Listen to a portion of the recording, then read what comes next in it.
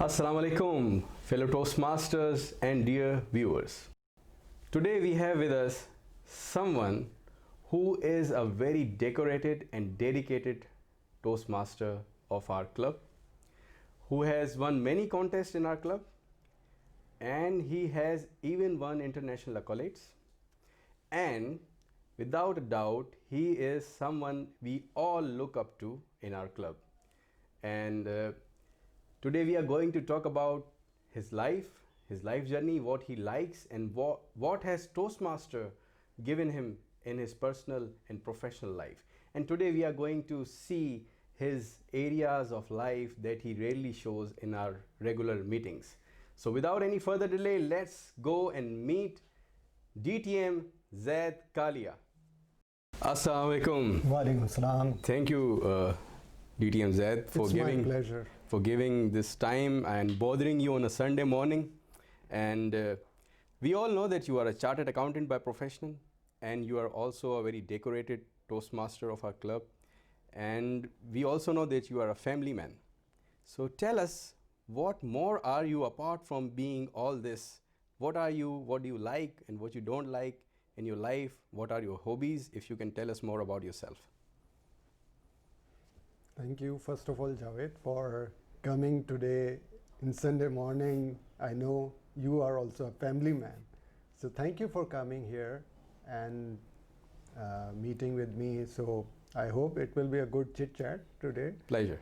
So as you told the viewers that I am a chartered accountant. So if I start with a qualification, so in addition to chartered accountant, I am also ACCA and CIA. So when I tell people that I am CIA, so people think that I am a CIA agent.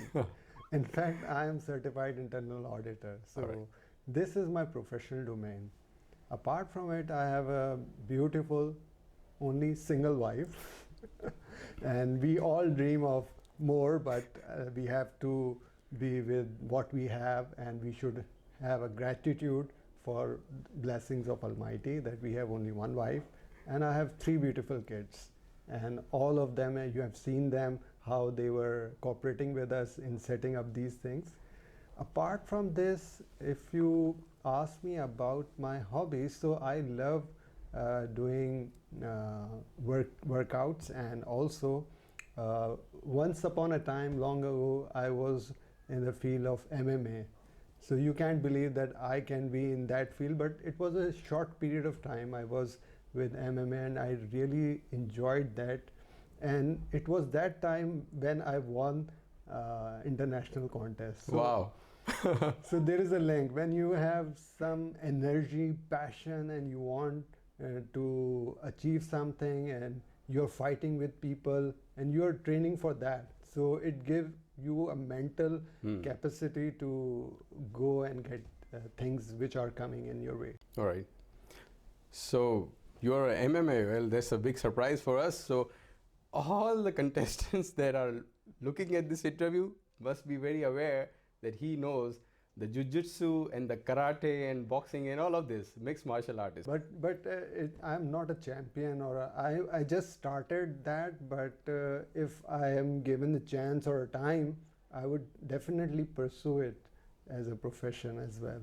Wow. So does that help you in becoming a better competitor? As you mentioned that it prepares you mentally for any competition. And is that the reason that you have won so many contests? So the thing is that I was winning many contests before that as well, but when I joined MMA and I started learning, and I really like boxing, because in boxing when you hit someone with your jab or a punch or a hook, yeah, and you have the opportunity to get him knocked down. Yeah. So it gave me some pleasure of feeling that when you are going into the contest, you have to give a powerful punch to your opponent. Yes. All right. So that's why I think there should be some, if you want to achieve a mental capacity, I would request be viewer, so join any gym or do workouts or any such type of activity. It will give you a mental mindset that yes, you can, what will happen? you will throw a punch, either you will knock your opponent down or it will go away. But you will have the confidence, yes, I can hit the target. So this is the thing I learned from that. Wow, great tip. So tell us, I mean, what attracted you towards Toastmaster? How did you become the Toastmaster, and when that happened? If you can share that story with us. Yeah. So I was basically, those of you know me, I was a shy, introvert type of person, and I haven't dreamed of speaking in public. I was very shy person. So I thought that if I want to proceed in my career, and if I want to grab the C-suite executive designation, so I need to speak in public. So whenever we go in public, what happens? Our hands are shivering and we have a sweaty palms and butterflies in the stomach, and that was going with me. So I was looking for any forum which can give me an opportunity or which can teach me how to speak in public with confidence. So that's why I looked for many Toastmasters club as well. I visited them and then I decided to join Karachi Toastmasters club. So that was a sole purpose, that I have to go there and I have to learn public speaking. There was nothing in my mind that I will go into the contest, I will win those contests, or even DTM. So the sole purpose was to just improve my confidence and public speaking skills. Okay, so nobody told you about that. How did you came to know about Toastmasters? Or through internet, or somebody guided you towards it? And when was that? Which year did you become the member?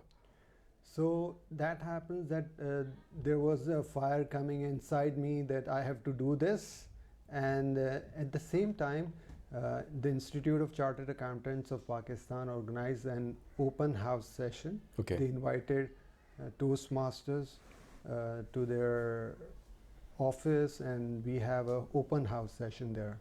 So I visited them and I liked that very much. But those Toastmasters which were there are no more with Toastmaster right now. They have obviously progressed to their life and their professional career. So I got advice from them which Toastmasters clubs is better. ICAP has also started at that time, but it was not a good start from ICAP, and that club went down. So in 2015, I decided to join Karachi Toastmasters Club because I visited different Toastmasters clubs which were present at that time, and I decided, because I liked the environment there, and the only thing I didn't like, that I was given chance to speak for 2 minutes. And they were asking me to pay 550 rupees. So it was not a good ROI. Big ask. Yeah. Not a good return on investment, right? As an accountant. So I thought, what is going on? Then I understood that in Toastmaster, you learn by listening to people. For 2 hours, people are listening, organizing different activities and how they manage things. And you got only 2 minutes. And sometimes it happens that they don't invite for that 2 minutes. You don't even get that as well. So what I did, that every time I gave a chit to the Toastmaster of the evening or table topic master that you have to invite me because I have paid the price. It's a threat, rather. It was a request at that time. Now I can give them a threat. All right. Okay. So it has been like almost 6 years now. So you became a member in 2015. Okay. So tell us, what is the difference that Toastmaster program has brought into your life, how it has impacted your personal and professional life, if you can shed some light on that aspect. So very interesting question. So in the beginning, when I became a member, I didn't went back for 6 months. I was busy in my things, so I didn't went back.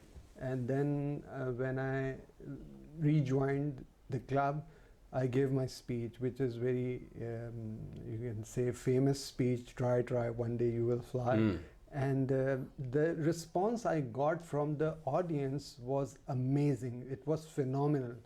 That on that day, they gave me such a confidence that I thought that if I can deliver first speech and everybody is applauding, although few of them may be liars and they are doing it as a habit, but I think I can improve a lot. So that was the starting point that gave me the light that I can do that.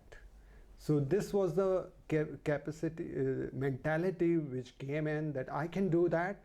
So then I prepared next speech, and it increased my level of confidence. So I used to spend a lot of time in between two speeches. So it was at least 3 weeks gap, because I have to prepare, think of idea, and then prepare for it, rehearse for it, and then I go and deliver that speech in the beginning. Right now I am not doing that because of you have heard 10,000 hours. If you spend on something, you can become an expert on that. Yep. So that's why I'm not spending too much time right now. You don't want to become expert, right? Yeah, I don't want to become.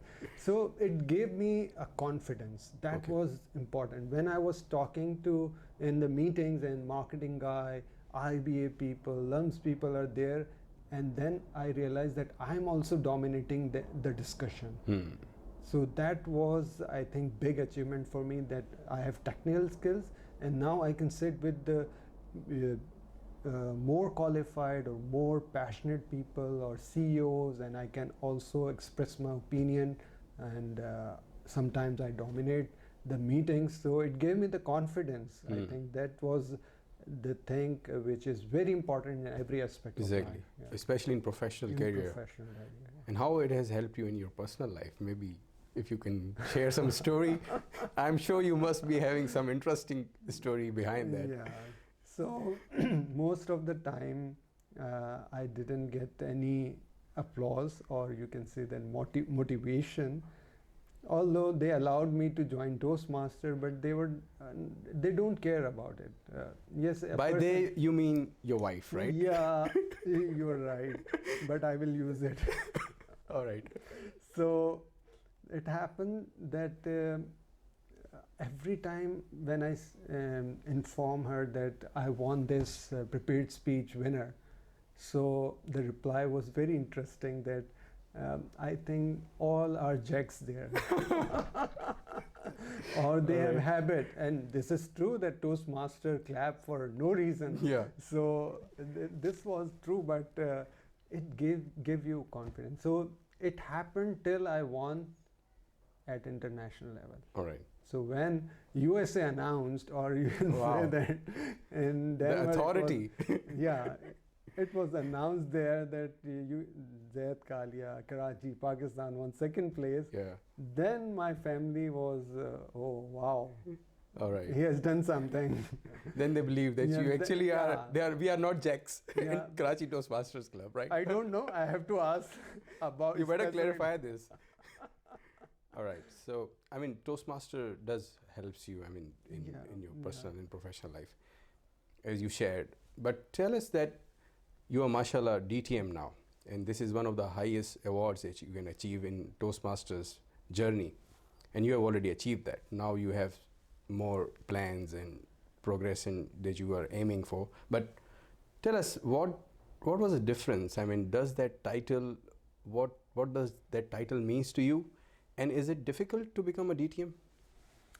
For outside world, it is just a title. They don't care about this. They want to see how much you can perform in the practical field.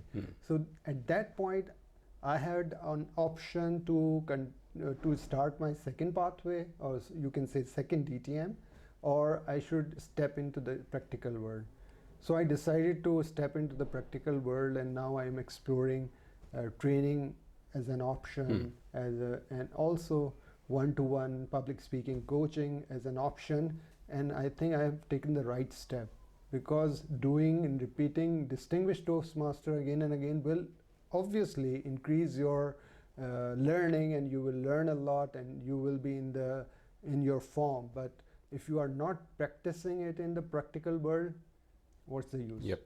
So and in addition, I have also started my second distinguished Toastmaster. As curriculum has changed, so I want to acquire the knowledge which has come from the new curriculum, because there are a number of new projects there. So I'm also pursuing that. So just like you mentioned right now that you have started a coaching career, and I'm aware that you have shifted from the corporate world to this coaching and consulting business.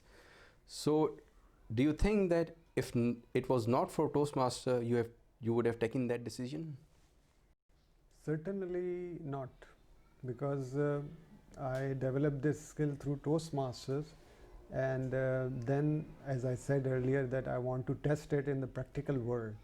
So I guarantee you, if you have worked hard and achieved distinguished Toastmaster by putting in efforts, then you can coach even people living in North America. Wow. So when I started this, I was planning to start one-to-one coaching.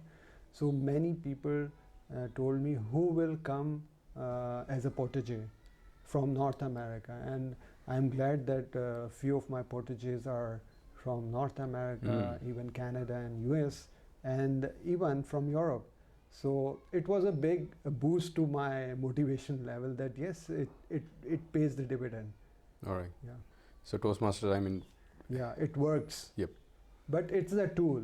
It's up to you how you use it. Exactly. And how much you put in your blood and sweat in it. All right. Now we also know that you have won many contests. I think you have won almost all the club contests. And tell us, how do you prepare for a contest? I want to get your secret today.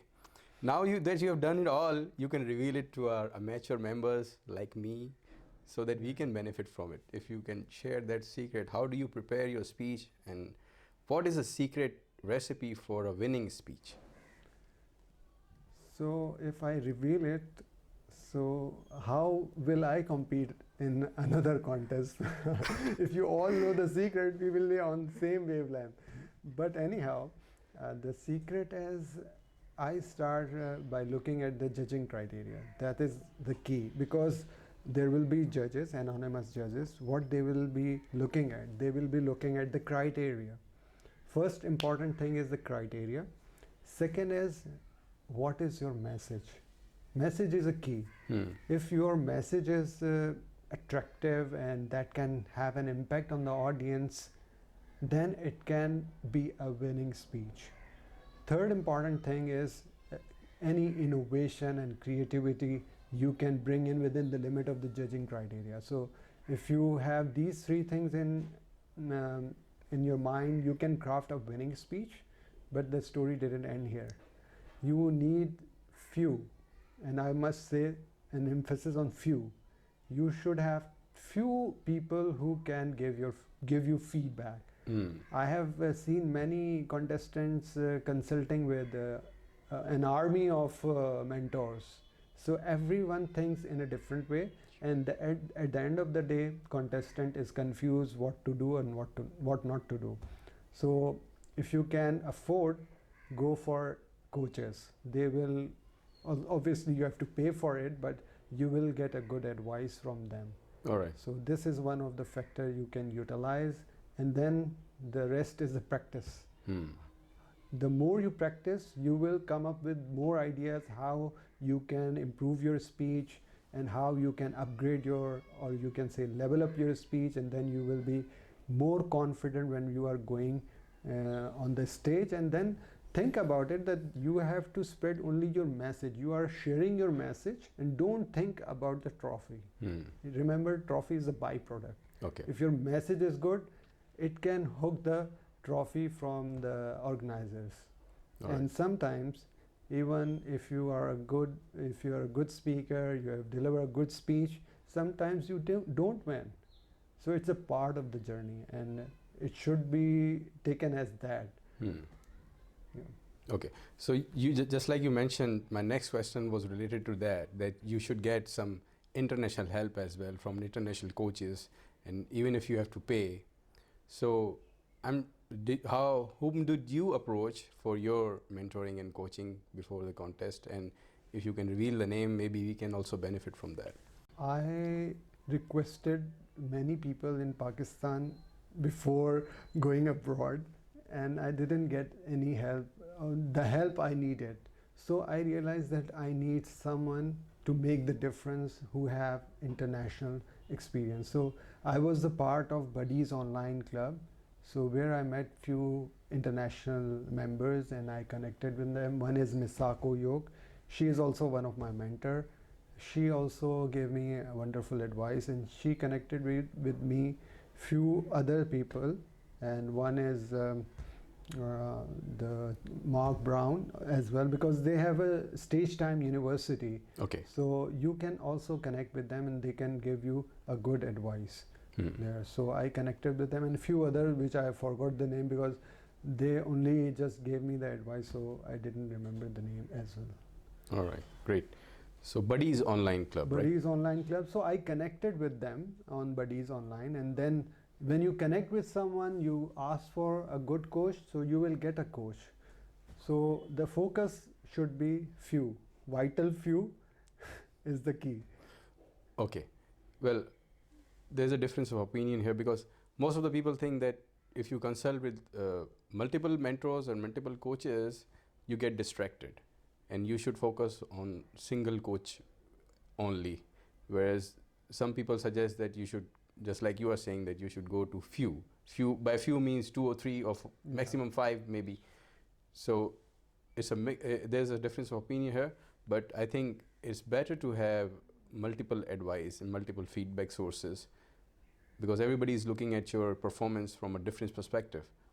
So it's better to have, different perspective than only one perspective. And important thing is that you are the best judge. Sometimes you get a good advice, but it is not workable. So you have to amend it.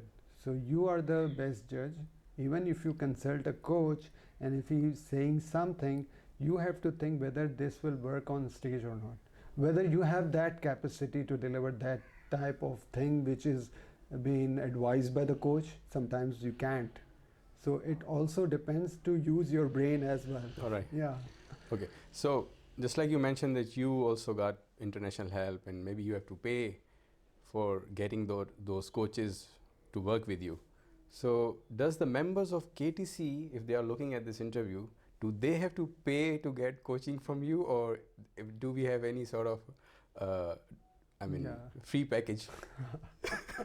So the point is, remember what I learned, that if you are getting a free advice, so you won't create a difference because a person is giving you the time he has as a free, and if you are paying someone, then he will take out a time for you. That's the difference. So right now I'm helping people. In previous contests I have also helped a few people who won the contest, but it depends on you how you want to make it. If you want a free advice, it will be a free advice, like it will be a sales promotion. But if you are getting a paid advice, it will work for you. So I suggest that go for paid advice if you can afford it. If you can't afford it, then it's okay to get a free advice. All right. So what's the most craziest thing that you have ever done on the stage? And is there any embarrassing moment that you can share with us? Embarrassing, I have to think about it, but I have done many crazy things. So in every speech, my mentor was Seher Onib in the beginning. So she asked me to do something different. So I took that advice literally, and I used to come up with different things, different acting out. And I know right now people are doing much more crazy thing on stage, which I can't do. So like dancing and singing. So all right. So that's going on, but I have done different act outs on stage, and some worked out and some didn't. So there was not an embarrassment, but in one of the contests I prepared for a humorous speech, and I delivered it to different clubs, and people were laughing, and there was stitches in their stomach. Okay. And when I went to the actual contest, nobody laughed. It was truly an embarrassment moment for me, that but I think that they have planned out that they won't laugh at my speech. So that happened and I lost that contest. Okay. So in the end, we are going to have a rapid fire round, and you only have 3 seconds to answer so that you don't get the chance to be diplomatic as you usually are. So I'll ask you some questions and you'll have to answer immediately, whatever comes to your mind. Okay, so shall we start? Are you ready? I'm ready. Okay, the first question is, what's your favorite opening for any speech? A joke, a poem, or a prop? Humor. A joke, okay. So name a person who has given you tough times in club competition. Tala bin Amir. Out of all the contests, which one is your favorite one I'm talking about the club contest. Prepared speeches, which is international speech contest in which I beat it Tala.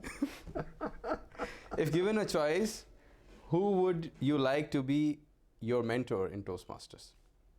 Anyone in the world? Anyone in the world. I would like Mark Brown. Mark Brown, okay.